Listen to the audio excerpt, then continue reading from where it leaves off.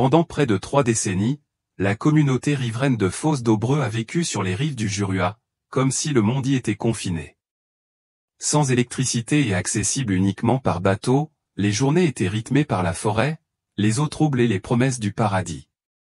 Les nuits, lorsqu'elles n'étaient pas dominées par le chant des grenouilles ou la lumière vacillante des lampes, étaient silencieuses.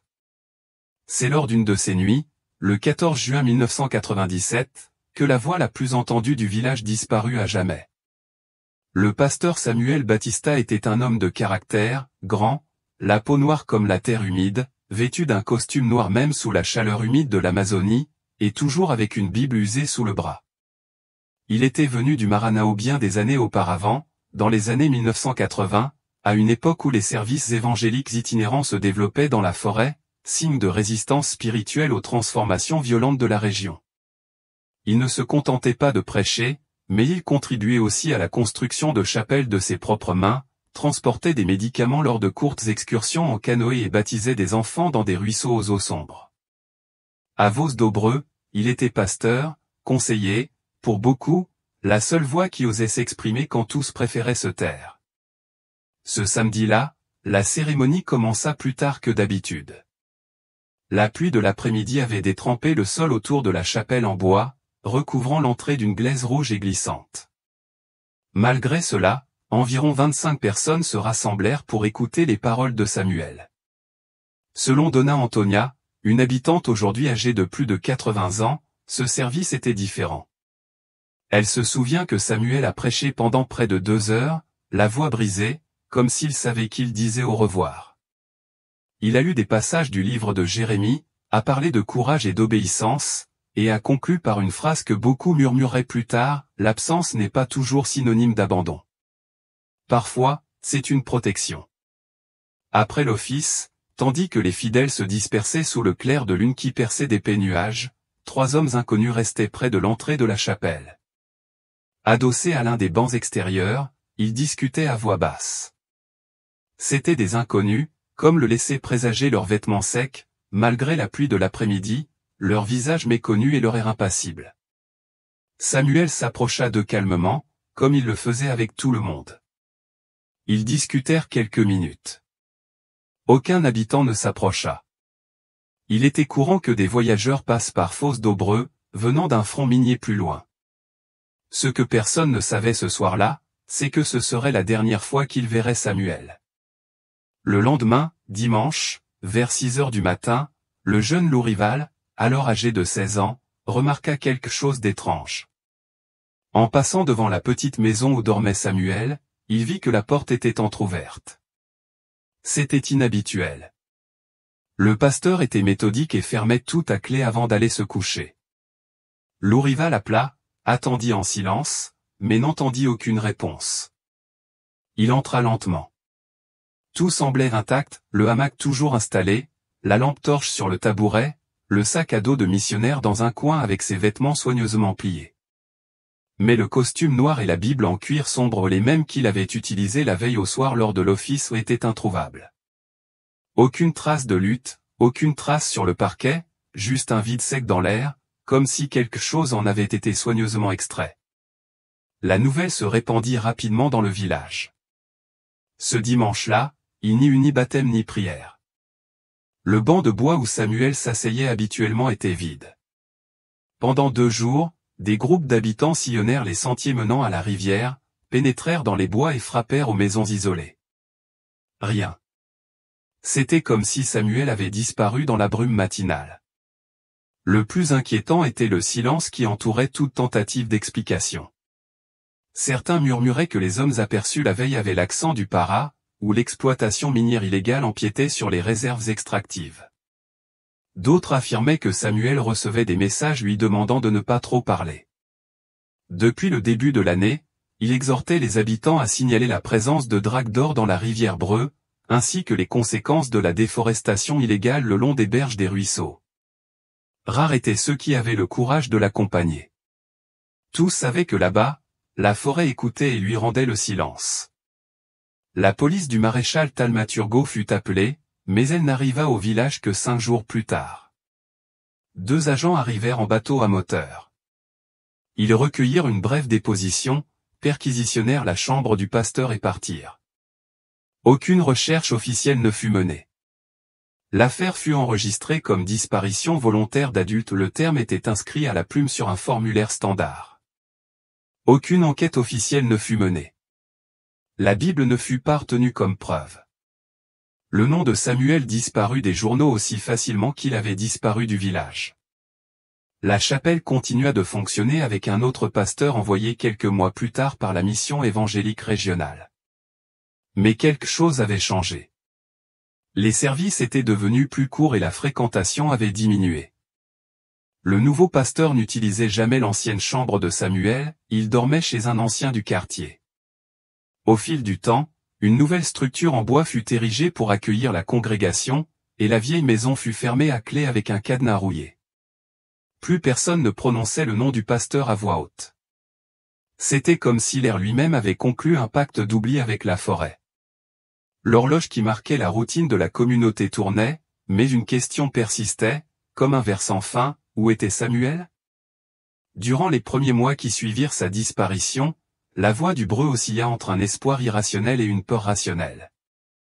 Certains pensaient que Samuel était simplement parti, peut-être pour évangéliser d'autres villages encore plus isolés.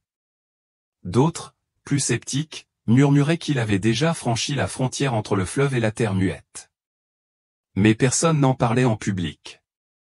L'absence du berger s'inscrivait dans le paysage, comme les maisons sur pilotis vides ou le bruit étouffé de la pluie pendant la saison des inondations. 2 ans plus tard, en 1999, la chapelle en bois où Samuel avait prêché pour la dernière fois a commencé à se détériorer. Le toit de chaume fuyait, les bancs pourrissaient et l'autel improvisé commençait à s'affaisser. Les dirigeants de la communauté décidèrent de construire une nouvelle chapelle en maçonnerie, un peu plus loin de la rive. Lors du déménagement, personne n'osa démanteler complètement l'ancienne structure. Elle resta debout, quelque peu tordue, avec ses fenêtres condamnées de l'intérieur, et la maison de Samuel, juste à côté, était désormais envahie par la vigne et les feuilles mortes. Le nouveau pasteur, envoyé par la même mission évangélique à Rio Branco, était plus jeune et plus réservé. Il évitait tout commentaire sur l'affaire. Lors d'une de ses premières rencontres avec les anciens de la communauté, on lui conseilla de ne pas aborder le sujet, surtout avec les plus âgés. Nombre de ceux qui avaient assisté à la cérémonie de 1997 vivaient encore dans le village, mais évitaient toute commémoration publique. Un voile enveloppait le nom de Samuel, que personne ne pouvait dissiper, et peu nombreux étaient ceux qui le souhaitaient. En 2002, 5 ans après sa disparition, un événement étrange se produisit. Un groupe de jeunes pêcheurs rapporta avoir trouvé, sur un ancien sentier minier désaffecté, une croix en bois plantée dans une clairière. Une petite bande de tissu noir y était suspendue. Il n'y avait ni nom ni date, juste le sentiment tenace que quelqu'un essayait de se souvenir ou de se cacher. Lorsqu'ils retournèrent sur les lieux quelques jours plus tard avec l'un des anciens, la croix avait disparu. Les rumeurs reprirent de plus belle. Certains disaient que la croix avait été placée là par les hommes mêmes qui avaient enlevé Samuel, en signe de leur silence persistant. D'autres affirmaient qu'il l'avait laissée là lui-même avant de s'enfuir. Un habitant plus courageux a même suggéré de démolir la chapelle et de remuer le sol pour s'assurer que rien n'y soit enterré. L'idée a été rejetée avec véhémence. C'était un terrain consacré, ont-ils dit. Mais par qui? Au fil du temps, les visages ont changé. Nombre des plus âgés ont déménagé ou sont décédés. La jeune génération a grandi en entendant des bribes de l'affaire, des histoires chuchotées lors des offices ou des parties de pêche. L'un des rares à s'exprimer ouvertement était Lou Rival, le même jeune homme qui avait trouvé la maison ouverte le lendemain de la disparition. Devenu adulte, père de famille et de petits-enfants, il gardait un souvenir précis de l'odeur du bois humide dans la pièce vide, de la lanterne encore allumée sur le tabouret, et du sentiment que quelque chose dans cette pièce n'était pas simplement parti, mais avait été arraché. En 2010, un journaliste indépendant de Cruzeiro do Sul est arrivé dans le village pour enquêter sur d'anciennes disparitions dans la région. Il a passé 2 jours à Foz do Breu, s'est entretenu avec une demi-douzaine d'habitants, a pris des photos de la vieille chapelle, aujourd'hui envahie par les mauvaises herbes, et a pris des notes sur l'absence du pasteur. Mais à son retour en ville, il n'a rien publié. Selon des sources locales, on lui aurait conseillé d'oublier l'histoire. Peu après, il a déménagé dans le sud du pays. Puis 20 octobre 2011. Après une semaine de fortes pluies, le sol derrière l'ancienne chapelle commença à céder. Une étroite pente, où poussaient autrefois bananiers et fougères, s'effondra partiellement. C'était une zone difficile d'accès, envahie par les racines, les feuilles mouillées et la boue. Le troisième jour après le glissement de terrain, un groupe d'habitants se rassembla pour tenter de contenir l'érosion. Parmi eux se trouvait Lourival, les cheveux blancs désormais, le regard toujours vigilant. En creusant pour fixer des poteaux de soutènement, ils tombèrent sur quelque chose d'inhabituel, une épaisse bâche bleue déchirée, partiellement recouverte de terre sombre et de boue fraîche. En la tirant, ils aperçurent quelque chose à l'intérieur. D'abord, le tissu trempé d'un costume noir émergea, plié avec une précision étrange. Puis, un livre plastifié, à la couverture usée mais lisible, le Nouveau Testament. Et enfin, une montre-bracelet à bracelet métallique, arrêtée à 21h47. Il n'y avait ni corps, ni os, ni trace de chair ni fragment humain, juste ces trois objets, les mêmes que tout le monde se souvenait avoir vus avec Samuel cette nuit de juin 1997. C'était comme s'il était resté là, invisible, enveloppé des dernières traces de sa présence. Le village se figea. Pendant 2 jours, le lieu a été bouclé avec des cordes de fortune. Le pasteur actuel a suspendu les services religieux pendant une semaine. L'ancienne maison de Samuel a été à nouveau visitée, mais rien n'avait changé à l'intérieur. Juste plus de poussière, plus de feuilles, plus de silence. La découverte a été signalée à la police de Cruzeiro do Sul.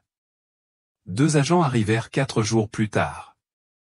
Ils prirent des photos, posèrent des questions formelles et récupérèrent les objets. Mais un fait étrange se produisit, à leur retour en ville, ils omirent de consigner officiellement la découverte. Aucun rapport complémentaire ne fut inclus dans le dossier archivé de Samuel Batista. Lorsque, des mois plus tard, une ONG a tenté d'accéder aux documents pour les comparer à d'autres cas de disparition, elle a été informée qu'il n'y avait aucun élément nouveau concernant cette affaire, la bâche, l'horloge, la Bible avec la dédicace de 1995, tout avait disparu du système. Les habitants ne les ont jamais revus. La parcelle de terrain, auparavant isolée, a été transformée par la communauté elle-même en un petit jardin de plantes médicinales. Pour ne pas oublier qu'il est passé par ici, avait déclaré Lourival à l'époque, lors d'une interview informelle à la radio locale. Mais la vérité est qu'après ce mois d'octobre, le nom de Samuel est retombé dans le silence. Un silence plus dense, plus pesant, non pas celui du doute, mais celui de la peur. Et la question a changé, qui, sur cette terre, voulait cacher le temps? Même si la découverte d'octobre 2011 a été officiellement étouffée, à Foz do Breu, elle n'a jamais été oubliée. La bâche bleue, le costume trempé, la Bible plastifiée portant l'inscription de Sœur Esther, l'horloge arrêtée à 21h47, tout cela a continué à vivre dans la mémoire des témoins de la fouille, même si les objets eux-mêmes avaient disparu des archives. Ce qui n'était auparavant qu'une simple disparition prenait désormais l'apparence d'une dissimulation. Quelqu'un avait déposé ces objets-là, à moins de 20 mètres de l'autel où Samuel prêchait. Quelqu'un avait soigneusement plié son costume. Quelqu'un avait plastifié la Bible. Quelqu'un savait et cette personne vivait peut-être encore là. L'année suivante, en 2012, un groupe de jeunes du village a tenté d'organiser un hommage symbolique au pasteur disparu. L'idée était d'ériger une petite croix dans le jardin où les objets avaient été retrouvés, simple, sans nom, juste un marqueur silencieux. Mais la proposition n'a rencontré aucun succès. Les anciens de la communauté, dont Lourival, ont demandé de ne plus fouiller le sol. Certains ont dit que c'était par respect pour les lieux, d'autres pour éviter les ennuis. Mais quelque chose commençait à changer. Parmi les jeunes, dont beaucoup n'étaient même pas nés en 1997, un malaise grandissait face à ce qui semblait être un pacte de silence forcé. L'un d'eux, Jean Derson, petit-fils d'un fidèle de Samuel, décida de se renseigner davantage. Il s'entretint avec des habitants plus âgés, nota des dates et fouilla les archives de l'école du village. Il a découvert que, l'année même de la disparition, des rapports informels faisaient état d'activités suspectes dans la région, bruit de moteurs la nuit, arbres abattus hors des zones d'exploitation forestière légale et présence occasionnelle d'hommes armés sur les rives de la rivière Brille. Rien d'officiel, rien de documenté, juste des fragments, des tombes disjointes et des souvenirs incertains. C'est lui qui a eu le courage de se rendre à Cruzeiro do Sul pour tenter d'examiner les dossiers de l'affaire Samuel Batista au commissariat de la police civile. Il avait apporté une clé USB et une lettre manuscrite expliquant qu'il habitait dans le quartier et qu'il menait des recherches sur une disparition ancienne. Mais la réponse qu'il a reçue a été brève et laconique, rien de pertinent, juste le rapport initial de 1997, aucune pièce jointe, aucune mise à jour ultérieure. Aucune mention de la découverte de 2011, aucune note sur la visite de police, rien. Peu à peu, la communauté s'est divisée. Certains souhaitaient oublier ou craignaient d'attirer les ennuis, tandis que d'autres estimaient que le silence était aussi une forme de lâcheté. Samuel, après tout, avait toujours été connu pour dire ce qu'il fallait dire, même lorsque cela était gênant, même dangereux. En 2013, Janderson a décidé d'organiser un petit groupe de mémoire orale. Il a enregistré des conversations avec des résidents âgés, essayant de reconstituer les derniers jours du pasteur à partir de leurs récits. La plupart des entretiens étaient vagues et évasifs. Beaucoup ont dit ne pas se souvenir clairement. Mais une personne en particulier a retenu mon attention, une femme nommée Carmelita, aujourd'hui âgée de plus de 70 ans, qui avait bénéficié de l'aide de Samuel lorsqu'il distribuait des remèdes naturels aux communautés. Elle racontait que, quelques jours avant sa disparition, le pasteur s'était disputé avec 2 hommes près du port du village. Je n'ai pas entendu la conversation, a-t-elle dit, mais il était visiblement bouleversé par la suite. Je n'ai jamais vu Samuel en colère. Ce jour-là, il était comme une rivière en crue, tranquille mais sur le point de déborder. Le détail qui retint le plus l'attention de Janderson fut un autre. Carmelita mentionna, sans qu'il le lui demande, que le costume noir que portait Samuel présentait une petite tache sur l'épaule gauche, comme s'il s'agissait d'huile ou de graisse. C'était la même description que Lourival avait donnée des années plus tôt du costume retrouvé sous la bâche, mais l'enregistrement de l'interview a disparu. Janderson conservait ses fichiers sur un vieil ordinateur portable, emprunté à l'école. Un matin de mars, alors qu'il essayait d'y accéder, l'appareil refusait de s'allumer, le disque dur était grillé. Il perdit non seulement l'enregistrement audio avec Carmelita, mais aussi les notes de l'entretien. Lorsqu'il en a parlé à sa famille, sa mère lui a dit une seule chose, « Mon fils, parfois il y a des choses qu'il vaut mieux laisser tranquilles. » C'est également à cette époque que l'on soupçonna que le terrain derrière l'ancienne chapelle dissimulait bien plus que les biens du pasteur. Un ouvrier agricole nommé Ruben raconta à un ami que, lors d'une fouille informelle pour planter du manioc dans le même champ, ça heurta un objet métallique enfoui plus profondément. Il ne creusa pas le trou, n'insista pas. Il dit avoir ressenti un frisson et s'en alla. Le terrain ne fut plus jamais touché. Lourival, déjà en mauvaise santé, quittait moins souvent la maison.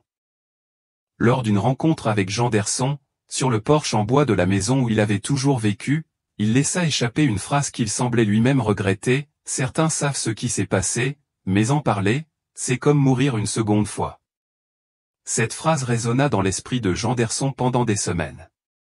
Il ne savait plus s'il devait poursuivre l'enquête ou respecter le silence imposé à tous, mais une certitude inconfortable l'envahissait, quelqu'un avait déposé ce costume-là, quelqu'un avait plié la Bible. Et cette horloge, bloquée à 8h47, était plus qu'un indice, c'était un message. Au cours des années suivantes, le jardin prospéra, peuplé d'herbes et de fleurs entretenues par des mains anonymes. La nouvelle chapelle resta en activité, désormais dirigée par un jeune pasteur de Cruzeiro do Sul. Rares étaient ceux qui assistaient aux offices au courant de l'histoire, et ceux qui la connaissaient préféraient croire que Samuel était parti en mission et n'était jamais revenu. Mais les objets retrouvés sous terre ne mentaient pas. Et le temps, même recouvert de feuilles et de boue, n'oublie pas ce qui a été enterré sans un adieu. Dans des communautés comme Foz do Breu, le temps n'efface rien. Il recouvre simplement tout de mauvaises herbes, d'humidité et de peur. Mais en 2015, un événement apparemment anodin a une fois de plus brisé le silence soigneusement entretenu autour de la disparition de Samuel Batista.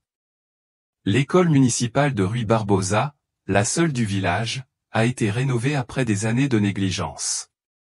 En réorganisant du matériel scolaire, un nouvel enseignant, récemment arrivé de Rio Branco, a découvert une boîte en carton moisi au fond d'une armoire verrouillée. À l'intérieur se trouvaient de vieux papiers, des dossiers d'étudiants des années 1990, du carton délavé, et parmi eux, une enveloppe en papier craft plié, portant les initiales SB. En l'ouvrant, il découvrit quelque chose d'inhabituel, 5 feuilles lignées, écrites d'une main ferme. C'était le brouillon d'un sermon apparemment, un sermon jamais prêché. Le texte parlait de « vérité cachée », de justice humaine face à la justice divine, et contenait une citation importante, « Ce qui se fait dans l'ombre sera révélé à la lumière ». À la fin, une phrase errante, différente du ton biblique du reste du texte, « S'il m'arrive quelque chose, allez voir sœur Esther. Elle sait où se trouve la vérité ». L'enseignante, ne comprenant pas le contexte, montra le texte à une employée de l'école, Madame Martha, qui pâlit aussitôt. C'était l'écriture de Samuel. Elle la reconnut immédiatement et raconta qu'à l'époque, il laissait des notes aux enseignants avec des versets ou des messages, mais que là, c'était différent. Il n'avait jamais vu ce texte auparavant. La nouvelle se répandit rapidement. Jean Derson, qui n'habitait plus le village, fut informé par radio. Il retourna à Fosse d'Aubreu quelques jours plus tard, juste à temps pour voir l'enveloppe originale. Il la lut, la relut, la photographia, et une question le hanta, qui était sœur Esther?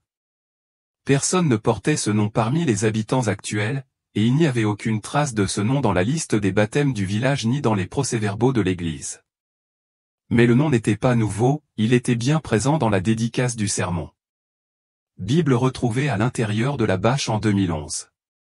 À partir de ce moment, l'enquête informelle prit une autre direction. Jean Derson commença à interroger des missionnaires plus âgés à Cruzeiro do Sul. Après de nombreuses tentatives, il trouva un couple de retraités qui, dans les années 1990, coordonnait la logistique des voyages missionnaires dans l'Alto Jurua. C'est avec eux que Samuel Batista arriva à Fosse d'Aubreu. C'est avec eux qu'en 1995, il reçut le Nouveau Testament plastifié portant l'inscription. Sœur Esther, racontait-il, vivait dans un village situé à 4 jours de bateau de Fosse d'Aubreu. Veuve, sage-femme, évangélique et pieuse, elle agissait en quelque sorte comme conseillère spirituelle auprès des missionnaires de la région. Elle entretenait une relation étroite avec Samuel, même si personne ne savait avec certitude si elle était liée à autre chose qu'à l'amitié et à la foi. Selon le couple, elle était revenue au Maranhão en 1998 après une profonde déception qu'elle n'avait jamais expliquée. Depuis, elle avait disparu. Grâce à ses contacts au sein de l'église, Jean Derson avait réussi à localiser une adresse à Carolina, à l'intérieur du Maranhão. Ce n'était pas certain, mais c'était la seule piste concrète dont il disposait. En décembre 2015, il a sollicité l'aide d'une ONG de protection des défenseurs des forêts pour rendre son voyage possible. Il est parti quelques jours avant Noël avec un sac à dos, des copies des papiers trouvés à l'école et la Bible qu'il conservait depuis sa découverte des années plus tôt. Il est arrivé en Caroline le 23. La maison était simple, en bois, avec un petit jardin devant et du linge qui séchait sur un fil. Il frappa à la porte. La femme qui ouvrit semblait avoir une 60aine d'années, les cheveux attachés par un foulard à fleurs et le regard empli d'années de silence. Il se présenta et lui montra ses papiers. Elle resta silencieuse quelques secondes. Puis, sans un mot, elle l'invita à entrer. Ils restèrent assis sur le porche pendant des heures, 2 tasses de café tiède à part. Peu à peu, elle prit la parole. Elle lui raconta qu'elle avait connu Samuel quand il était jeune, lorsqu'il participait aux œuvres sociales de l'Église, que c'était un homme de foi, mais aussi de courage, qu'il avait affronté de nombreux colonels de la région amazonienne par la parole et la prière, qu'il était respecté et craint, et qu'en 1997, quelques semaines avant sa disparition, il lui avait envoyé une lettre, la seule qu'elle ait conservée à ce jour. Elle entra dans la pièce et revint avec une vieille enveloppe. Elle en tira une feuille pliée portant la même écriture que le sermon inachevé. La lettre disait, entre autres, « S'il arrive quelque chose, ne les laissez pas effacer ce que nous avons semé. Ils essaieront de tout enterrer, même nos noms, mais un jour quelqu'un creusera assez profondément et le retrouvera. » Dans la lettre, Samuel mentionnait 3 hommes de la frontière qui faisaient pression sur les habitants, intimidaient les dirigeants et tentaient de corrompre les jeunes de la communauté.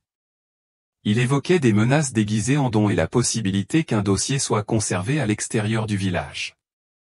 À la fin de la lecture, sœur Esther regarda Janderson d'un air résigné, « Tu as déjà trouvé plus que moi pendant toutes ces années, mais fais attention, il y a des choses tellement enfouies que, quand tu les déterres, elles reviennent te mordre. » Elle lui tendit la lettre, disant qu'elle ne voulait plus garder ce qu'elle avait déjà fait, que la foi était ce qui la maintenait en vie, mais que les blessures du passé n'avaient jamais guéri. Et Samuel était bel et bien mort, mais pas comme tout le monde le pensait. Janderson retourna à Fosse d'Aubreu avec la lettre glissée dans la Bible. Il arriva début janvier 2016, après près d'un mois d'absence. À son arrivée, il apprit que Lourival était décédé la veille de Noël. Il fut enterré dans le petit cimetière du village, sous une simple croix de bois, sans inscription, comme il l'avait demandé. Beaucoup disent qu'il emporta des vérités avec lui. D'autres pensent qu'il reposa enfin. Mais cette même nuit, alors qu'il ouvrait sa Bible et relisait la lettre, Janderson remarqua un détail qu'il n'avait jamais remarqué auparavant. Au dos de la feuille, écrite d'une écriture plus petite et précipitée, une dernière phrase, « Si quelqu'un arrive jusqu'ici, cherchez la 2e bâche. » Le lendemain matin, Janderson ne ferma pas la porte. Il passa la nuit à relire chaque ligne, notant expressions, indices et termes inconnus. La phrase au dos, « Si quelqu'un arrive jusqu'ici, cherchez la 2e bâche », résonnait comme un appel, mais aussi comme un avertissement. Il savait qu'il ne pouvait pas diffuser cette information immédiatement. Même après tant d'années, Fosse d'Aubreu était encore un village où les murs étaient invisibles et où les mots pouvaient être des pièges. Même ceux qui l'avaient soutenu dans sa jeunesse marchaient désormais plus lentement, parlaient moins et lui faisaient encore moins confiance. Début janvier 2016, il commença à observer de plus près la zone située derrière la vieille chapelle. Le jardin improvisé restait florissant, entretenu par des mains discrètes. Quelques enfants y jouaient, inconscients du poids du sol. Janderson remarqua une constante, ces dernières années, il y avait toujours quelqu'un à proximité, désherbant, balayant, arrosant. On aurait dit que l'endroit était surveillé, même si cela n'en avait pas l'air. Une préoccupation qui n'était pas seulement affective, c'était une question de contrôle. Il fit alors appel à une vieille connaissance, Battista Filio, habitant du village et petit-fils du premier maçon ayant participé à la construction de la chapelle. Janderson feignit de s'intéresser à la reconstruction du plan original du lieu, prétextant qu'il prévoyait d'écrire un article sur l'architecture religieuse riveraine. Sans se douter de rien, Battista apporta une copie froissée du croquis de son grand-père. La carte montrait la chapelle, le presbytère et le terrain en arrière-plan, mais un détail étrange se trouvait dans le coin inférieur droit, marqué au crayon graphite, 2e compartiment, usage extérieur. Janderson demanda ce que c'était. Battista répondit que, selon son grand-père, c'était une idée initiale, construire un débarras dans le jardin pour ranger outils, bâches, piquets et planches en cas d'urgence. Mais l'espace ne fut jamais officiellement utilisé. Le sol était pauvre et gorgé d'eau, et les fondations n'étaient qu'un projet. C'est là que tout a pris forme. La 2e bâche n'était peut-être pas un objet perdu, mais une référence à son emplacement, un espace séparé derrière la chapelle. Et d'après le croquis, cet espace se trouvait à environ 3 mètres de la zone où la première bâche avait été découverte en 2011. Janderson a attendu 3 semaines, à noter les moments où le jardin était vide et à planifier lui-même les fouilles. Un matin de février, à l'aube étouffante, il élabora un plan discret. Il partit avec une petite pelle, une machette et une lampe de poche. Il évita de faire du bruit et choisit un endroit éloigné du centre du jardin, près de la lisière, là où les plantes poussaient le plus vigoureusement, comme si quelque chose nourrissait le sol par en dessous. Il commença à bêcher à 2 heures du matin. La terre était humide, lourde, couverte de racines épaisses. Au bout de près d'une heure, à quelques centimètres de profondeur, il entendit un bruit creux. Il repoussa l'argile avec ses mains. C'était une planche mince, presque pourrie. En dessous, un paquet enfoncé dans la terre, une bâche sombre, attachée avec une corde de sisal, dans un état de détérioration avancée. Il se figea. Il ne savait pas s'il devait l'ouvrir immédiatement, ni si c'était sans danger. Il décida de cacher ce qu'il avait trouvé sous terre et de revenir plus tard, calmement. À l'aube, il retourna sur place, faisant semblant de ramasser des feuilles dans le jardin. Personne ne le remarqua.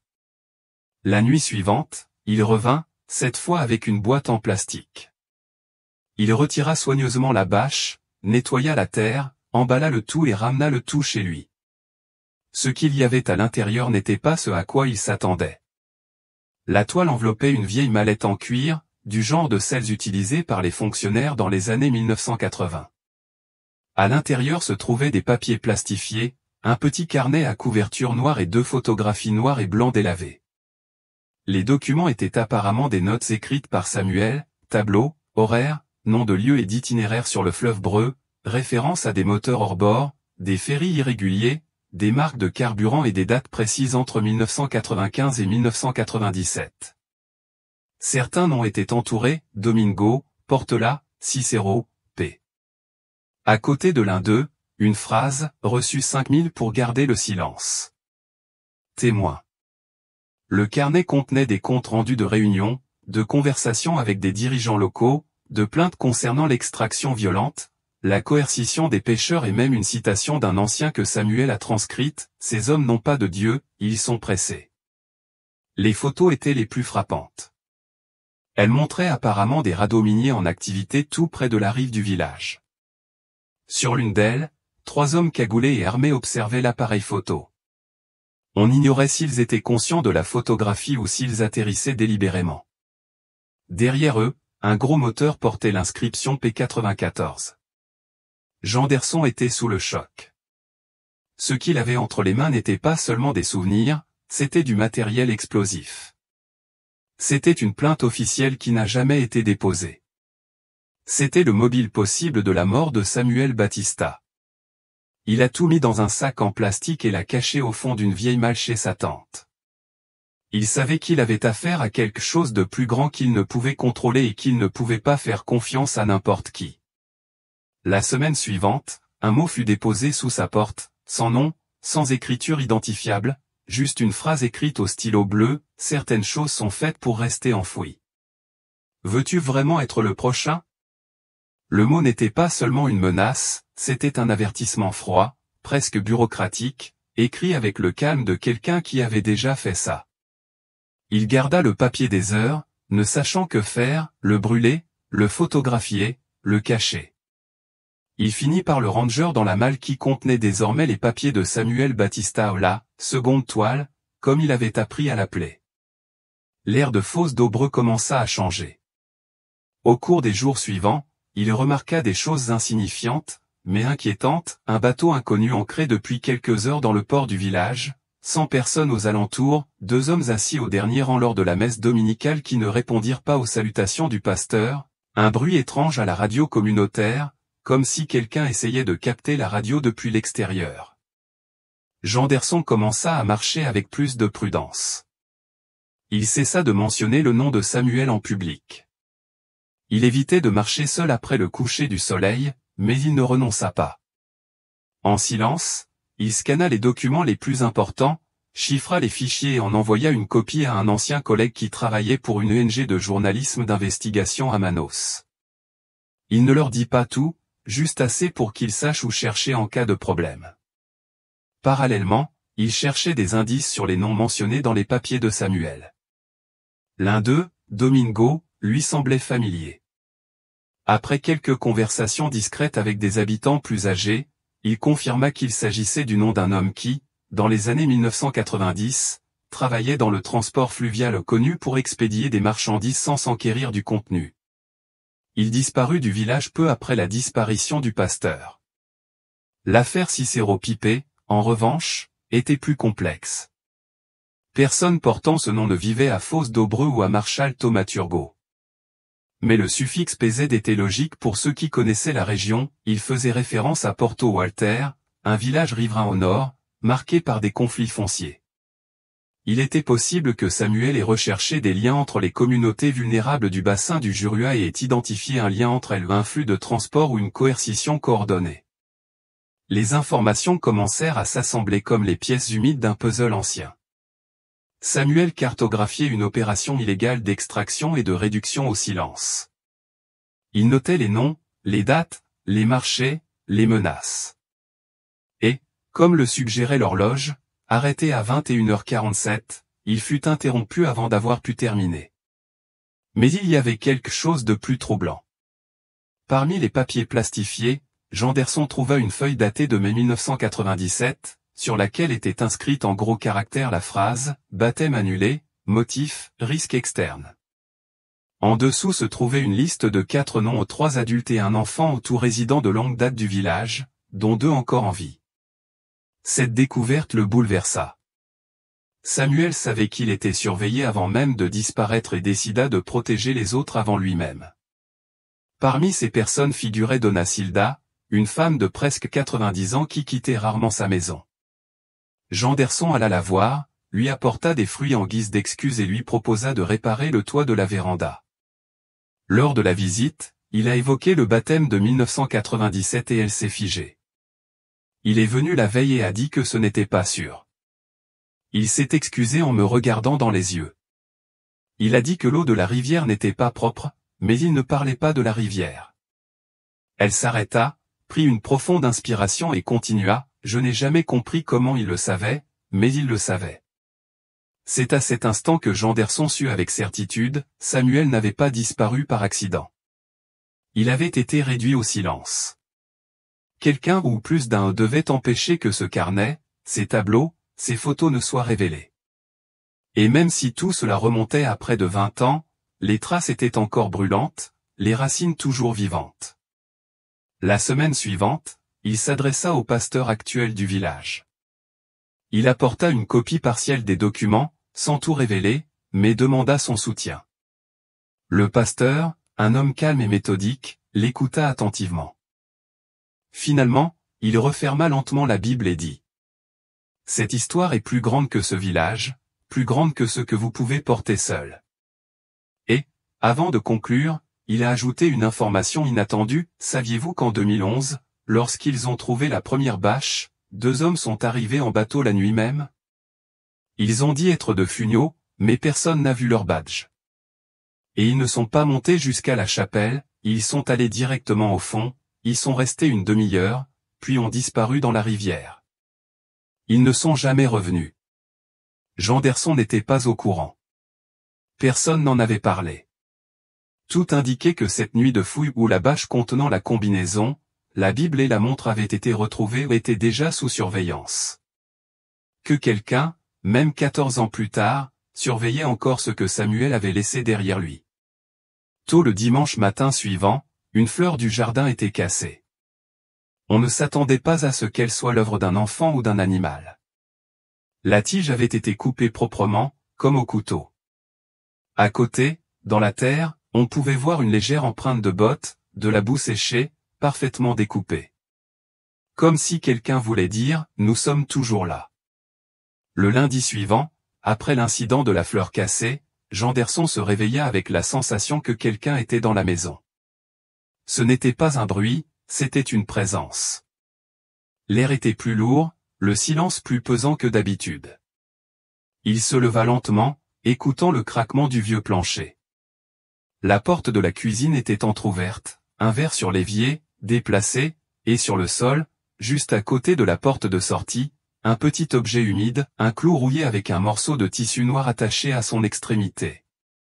Il n'y avait aucune trace d'effraction, aucun objet volé, aucun mot. C'était comme si quelqu'un était simplement entré, avait regardé et était reparti en disant « On sait où vous dormez ». Janderson passa le reste de la journée à tenter de retrouver un semblant de normalité, mais tout autour de lui semblait déformé, les pas dans la rue, les regards de certains voisins, le moteur du bateau qui démarrait et s'arrêtait sans cesse dans le port. Même le chant des oiseaux lui semblait étrange, et il ne parvenait pas à distinguer la paranoïa de la réalité. Cette même nuit, elle décida de transférer tous les documents numérisés sur une clé USB, qu'elle cacha dans un petit pot en terre cuite, à côté d'une photo d'ange laissée par sa grand-mère. Elle laissa une autre clé USB chez une amie à Cruzeiro do Sul, sans révéler de détails.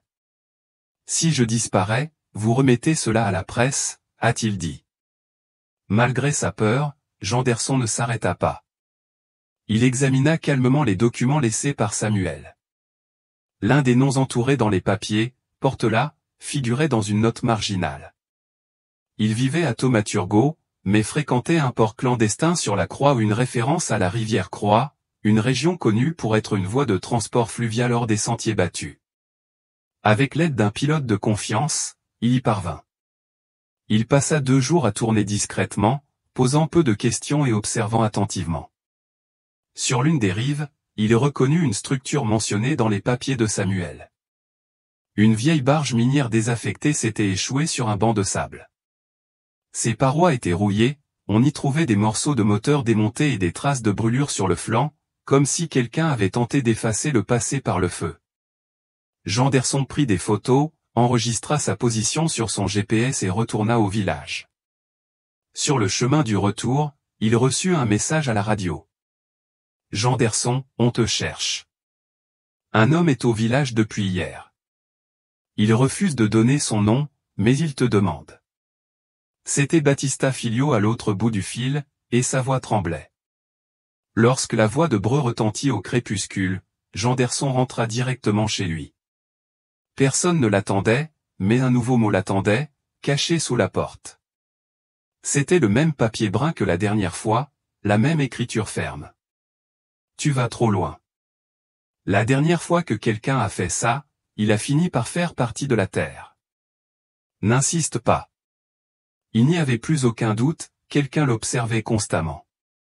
Et cette personne avait des racines profondes, probablement anciennes, liées au même complot que Samuel avait tenté de dévoiler. Cette nuit-là, Janderson dormit mal. Il rêva de la vieille chapelle. Il rêva de Samuel Battista assis sur le banc de bois, son costume trempé, la Bible ouverte sur ses genoux, le visage invisible, tourné vers la forêt. En arrière-plan, le bruit d'un moteur hors bord, puis le silence. Il se réveilla le visage trempé de sueur, comme s'il avait dormi toute la nuit. Les jours suivants, il se retira discrètement, cessa d'assister aux offices et modifia son emploi du temps, tout en restant vigilant. Il retourna dans la maison où vivait Samuel, désormais fermée, le cadenas remis en place, mais toujours sécurisé. Il demanda au responsable de l'église l'autorisation d'y entrer, sous prétexte de constituer des archives historiques. La permission lui fut accordée. Il y passa 2 heures à la recherche de traces qui auraient pu passer inaperçues. Au fond d'un tiroir, il trouva quelque chose, une page arrachée d'un livre avec des notes manuscrites. C'était un verset d'Ézéchiel, chapitre 33. Le guetteur doit avertir, s'il voit venir l'épée et ne sonne pas de la trompette, son sang sera réclamé. La phrase était soulignée, et à côté, un nom était écrit au stylo, Esther, donne-moi ce papier si je ne reviens pas, c'était l'ultime preuve confirmant ce que tout le monde craignait, mais que personne n'osait dire. Samuel se savait marquer et préparait chaque étape, chaque indice, avec la patience de quelqu'un qui comprenait que son absence parlerait pour lui. En quittant la maison, Janderson jeta un coup d'œil au terrain derrière la chapelle, désormais envahi par les hautes herbes. Un enfant passa en courant. Un chien creusa près de la clôture, et pour la première fois, il ressentit une froide certitude, tout n'était pas enterré, mais tout ce qui restait là attendait quelqu'un. Après des semaines de peur, Janderson a décidé de quitter le village pour un temps. Il a quitté Foz do Breu fin mars 2016, sous prétexte de rendre visite à des proches à Cruzeiro do Sul. En réalité, il avait besoin de respirer, de comprendre jusqu'où il était prêt à aller et si la vérité qu'il portait en lui était vraiment révélatrice, ou si son poids constituait déjà une condamnation en soi. Le sac à dos contenait la copie des documents de la 2e toile, la lettre de Samuel Battista adressée à sœur Esther, le fragment du sermon qu'il n'a jamais prononcé et les notes anonymes qu'il a reçues. Il portait aussi quelque chose qu'il n'avouerait jamais à voix haute, la peur. La peur de ne plus pouvoir distinguer ce qui était souvenir, ce qui était preuve et ce qui était une menace déguisée en souvenir. À Cruzeiro do Sul, il a retrouvé un journaliste local avec qui il avait brièvement discuté des années auparavant, celui-là même qui, en 2010, avait tenté d'enquêter sur le cas de Samuel et s'était découragé. L'homme, désormais âgé et retraité, l'a accueilli avec suspicion, mais a accepté de l'écouter. Pendant près de 3 heures, Janderson lui a tout expliqué. Il a montré des documents, des photos, des enregistrements audio et des fragments de ce qu'il avait recueilli au fil des ans. À la fin, le journaliste est resté silencieux pendant plusieurs minutes. Puis il a simplement dit : « Vous avez une histoire qui mérite d'être racontée, mais vous avez aussi quelque chose qui mérite d'être gardé secret. » Il a proposé son aide. Il a indiqué connaître un contact à Rio Branco, dans une grande rédaction, qui pourrait être intéressé par le sujet, mais il a émis un avertissement. Tu sais qu'une fois que c'est fini, il n'y a plus de retour en arrière. Et il y a des gens qui n'oublient pas, qui ne pardonnent pas et qui n'attendent pas. Le soir même, Janderson lui a transmis les fichiers numérisés au pas tous, mais suffisamment pour constituer un premier récit. Une semaine plus tard, il a reçu une réponse. Le journaliste de la capitale l'a remercié, a confirmé son intérêt, mais a demandé un délai pour enquêter et a garanti la confidentialité. En attendant, Janderson resta à Cruzeiro do Sul. Il évitait tout contact avec les villageois, logeant dans des pensions bon marché, marchant peu et observant beaucoup. C'est à cette époque qu'il rencontra par hasard un ancien employé retraité de la FUNASA qui avait travaillé sur des projets de santé dans la région de Jurua à la fin des années 1990. Au cours d'une conversation informelle sur un marché, il mentionna Foz do Breu. L'homme fronça les sourcils. Cet endroit a connu un événement étrange dans les années 1990. Un des nôtres y a été envoyé pour se faire vacciner et n'est jamais revenu. On a dit qu'il s'était perdu dans la rivière, mais le bateau a été retrouvé parfaitement amarré. Je n'y ai jamais cru. Janderson demanda la date. L'homme hésita, puis répondit. C'était en juin, je crois en 97. Le détail était presque étouffant. C'était le même mois, peut-être même la même semaine, que Samuel avait disparu. Était-ce une coïncidence ou un événement plus vaste, plus discret ? Après cela, retourner au village semblait inévitable. Fin avril, Janderson retrouva la voie de Breu. Il arriva en fin d'après-midi, sous une pluie fine qui tombait sur la rivière. Le village avait la même apparence, mais il savait que ce n'était pas le cas, les yeux qui le fixaient, les pas qui s'arrêtaient à son passage, les murmures qui s'éteignaient au loin.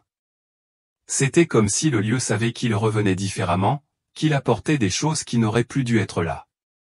Il se rendit directement chez sa tante. Le vase où il avait caché la clé USB était resté intact.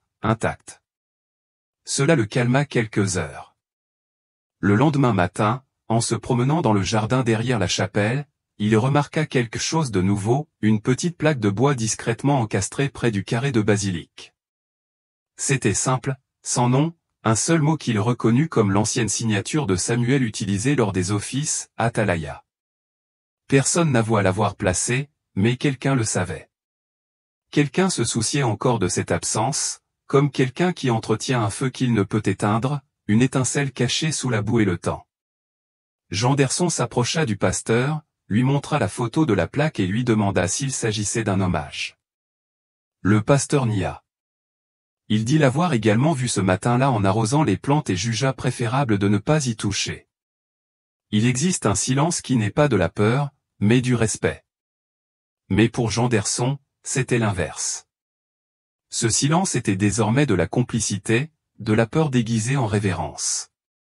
C'était la certitude que, pour beaucoup, Samuel Batista était plus utile comme mythe que comme homme, plus fiable comme souvenir que comme vérité révélée.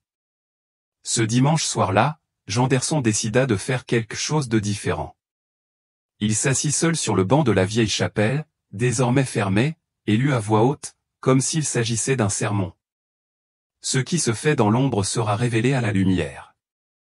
2 hommes l'entendirent passer au loin. L'un tourna la tête, l'autre marqua une pause. puis ils poursuivirent leur route, sans sourire. Le lendemain matin, le banc où ils s'étaient assis était rayé. Quelqu'un avait gravé un mot au dos avec une lame ou un couteau, mais Janderson ne s'arrêta pas. La semaine suivante, il vécut comme s'il était suivi car il l'était. Les mouvements autour de sa maison avaient changé. Des hommes qu'il n'avait jamais vus rôdaient désormais dans le parc de l'église, faisant semblant de travailler ou de monter la garde. Les bateaux passaient plus lentement devant le petit quai du village. À certaines heures de la nuit, le bref bruit de pas secs sur les feuilles du jardin remplaçait le silence habituel. Mais ce n'était pas ce qui l'effrayait le plus.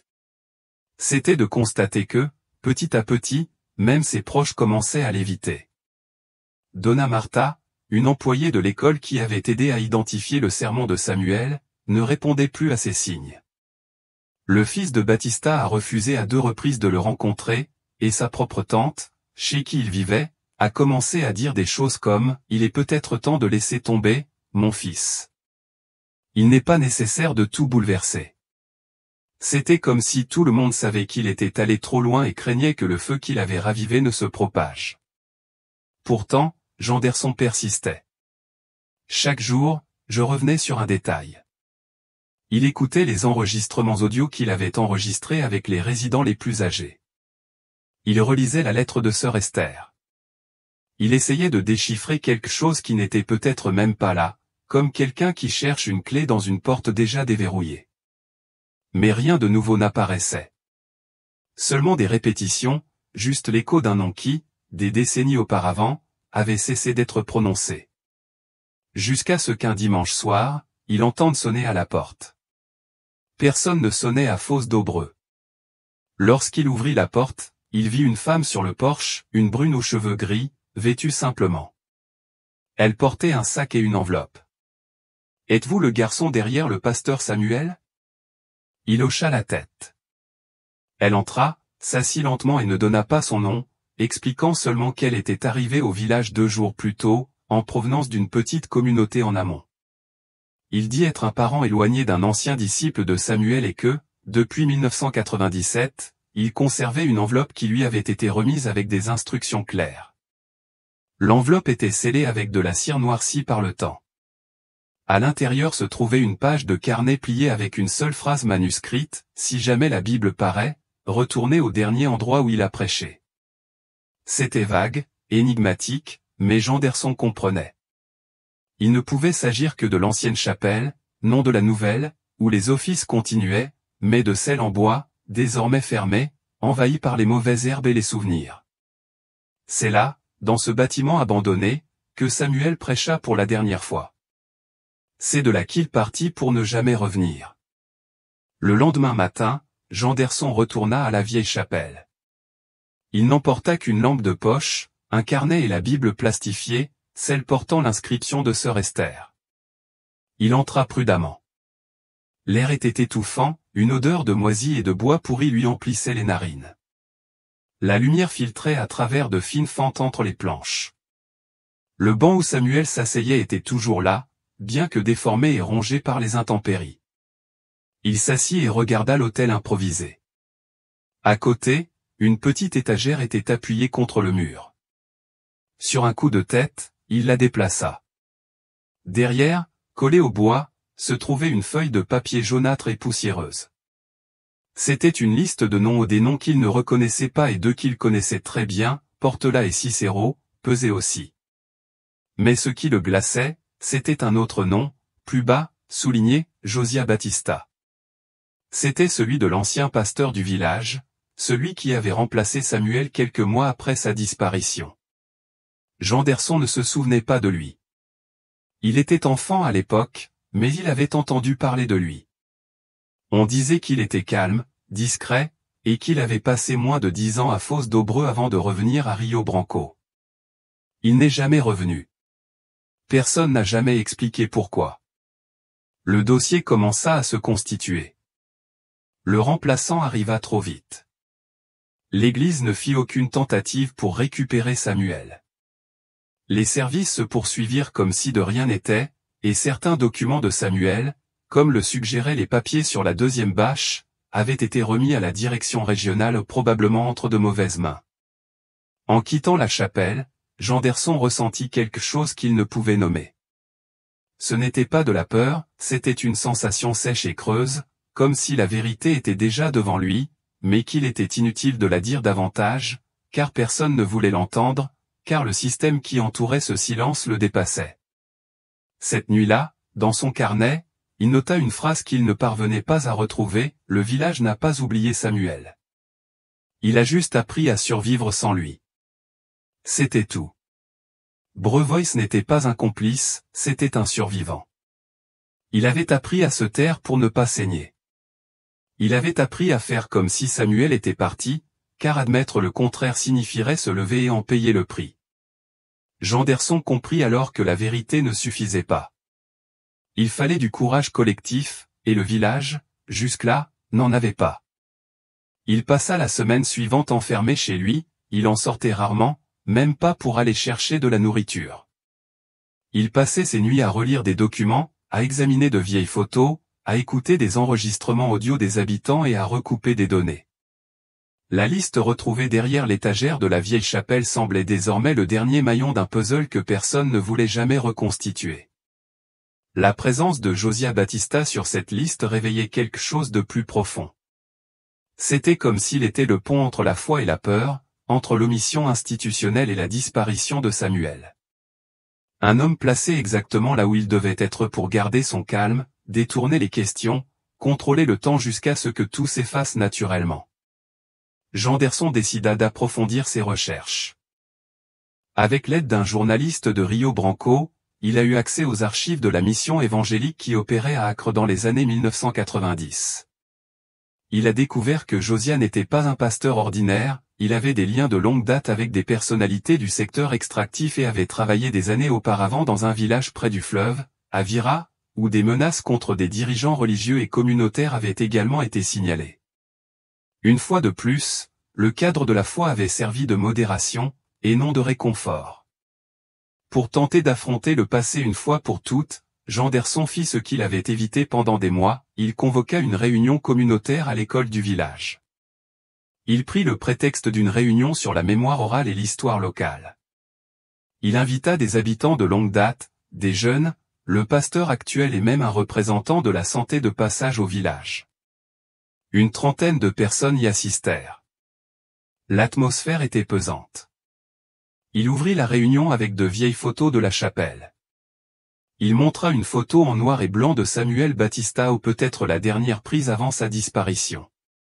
Puis il parcourut lentement les documents trouvés sur la deuxième bâche, les photos des radeaux illégaux, la lettre de sœur Esther, et enfin la liste portant le nom de Josiah Batista. Personne ne l'interrompit, mais personne ne réagit non plus. Peu à peu, les visages se crispèrent, les regards se détournèrent.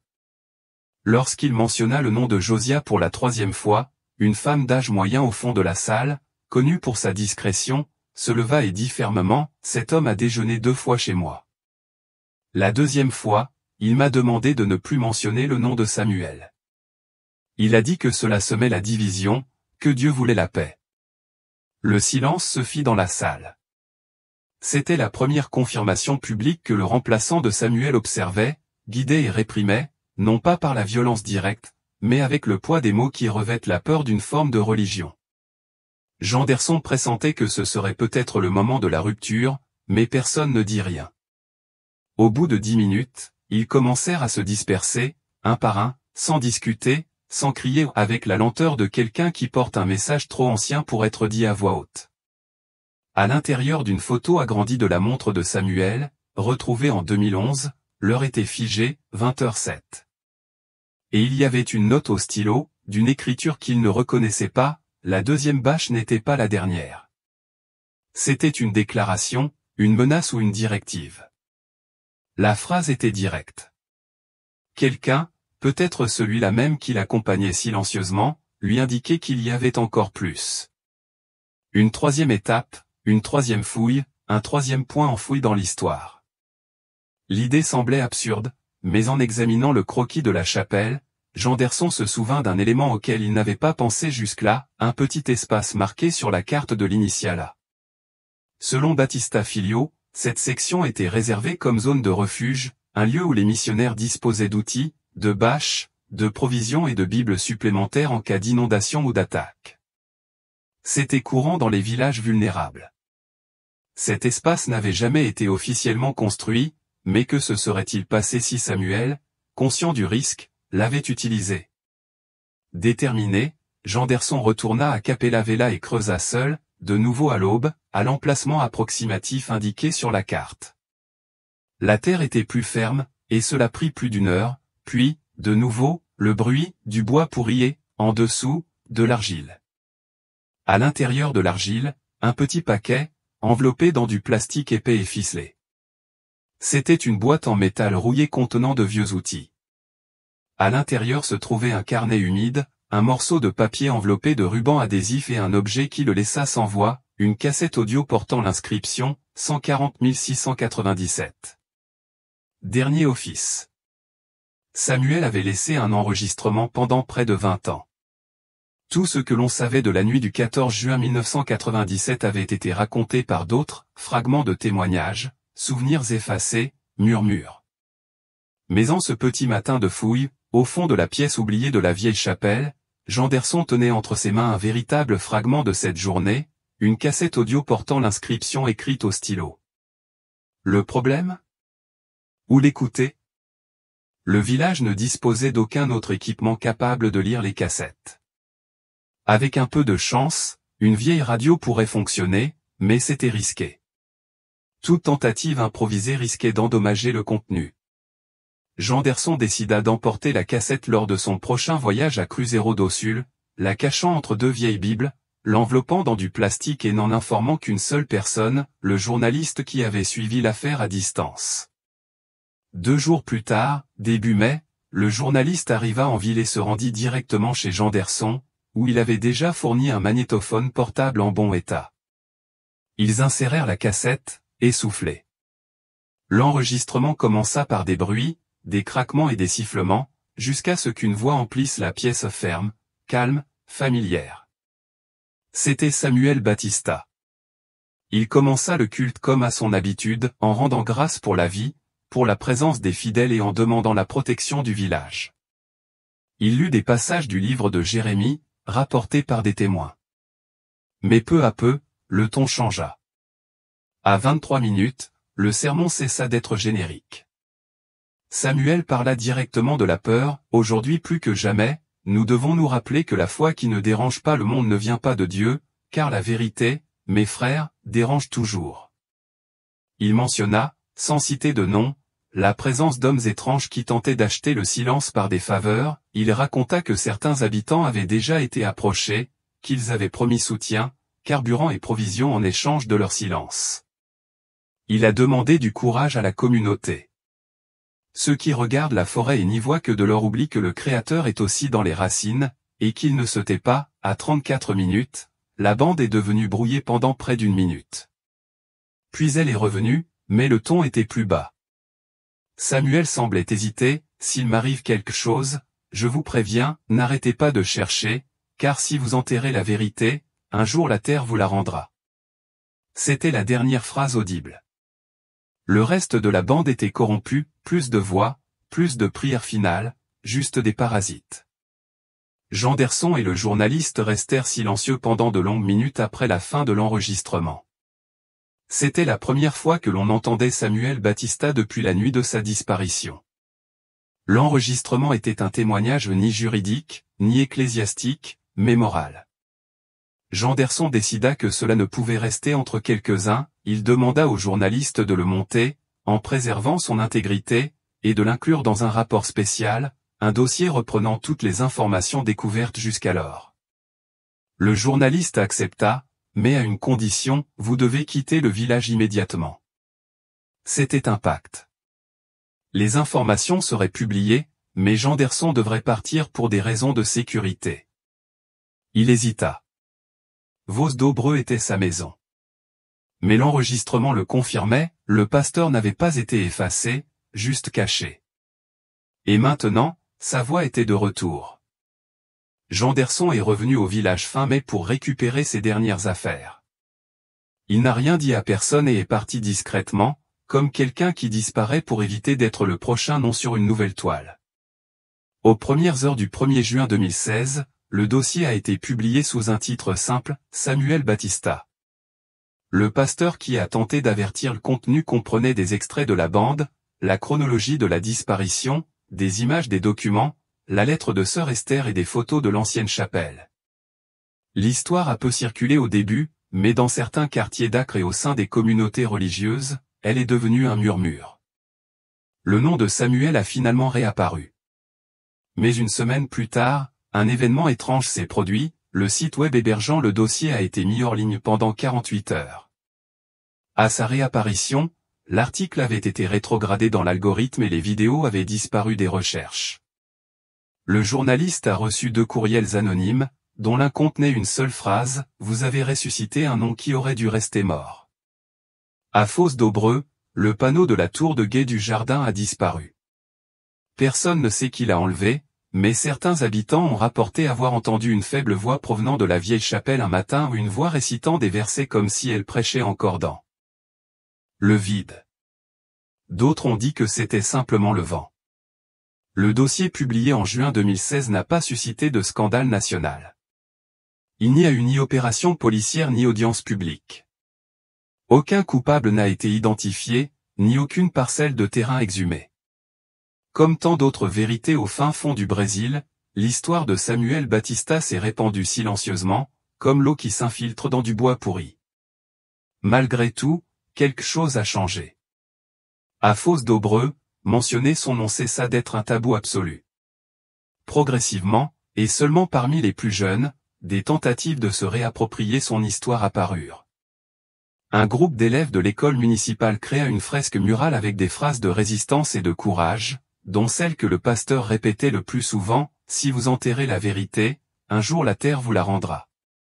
Mais tout le monde ne fut pas ravi. La fresque fut dégradée à 2 reprises dans les semaines qui suivirent. La directrice de l'école, fille d'un des chefs de la communauté de l'époque de la disparition, leur demanda de ne pas perturber le passé. La plaque du Mirador, retirée du jardin, ne fut plus jamais revue. Et le banc où Janderson s'asseyait dans l'ancienne chapelle fut démonté et utilisé comme bois de chauffage. En octobre 2016, une ONG de défense des droits humains a publié un rapport basé sur les conclusions de Janderson et du journaliste.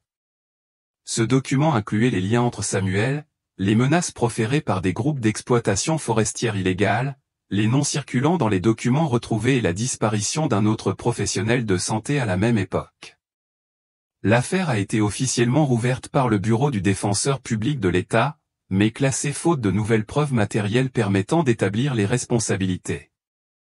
La bande audio de Samuel, numérisée et éditée, a été mise en ligne pendant une brève période, puis retirée à la demande de représentants religieux qui affirmaient que le matériel avait été sorti de son contexte. Seules des copies non officielles ont circulé dans des cercles restreints. Janderson n'est jamais retourné vivre à Fosse d'Aubreu. Il a déménagé à Manos, où il travaille désormais comme éducateur social dans des communautés périphériques. Il parle rarement de Samuel, mais conserve tous les documents, enregistrements audio, objets et souvenirs dans une petite boîte fermée à clé, sur laquelle est collé un autocollant, « Cette histoire m'appartient toujours ». 2 ans plus tard, en 2018, un missionnaire étranger visita Fosse d'Aubreu et rapporta qu'en entrant dans la vieille chapelle abandonnée, il trouva une Bible ouverte sur la chaire. Elle se trouvait à la page d'Ézéchiel 33, le même verset que Samuel avait marqué avant de disparaître. Il n'y avait personne, pas de traces de pas, aucune explication. Mais ce jour-là, le missionnaire prononça un court sermon, « Ce qui se fait dans l'ombre sera révélé à la lumière », et ce village porte encore plus qu'il ne peut le confesser. Après cela, il ne revint jamais. Aujourd'hui, la vieille chapelle est en ruine. La nouvelle église en maçonnerie est toujours en activité, mais le nom de Samuel est encore rarement mentionné. Son visage n'apparaît pas sur les murs, aucune secte ne porte son nom.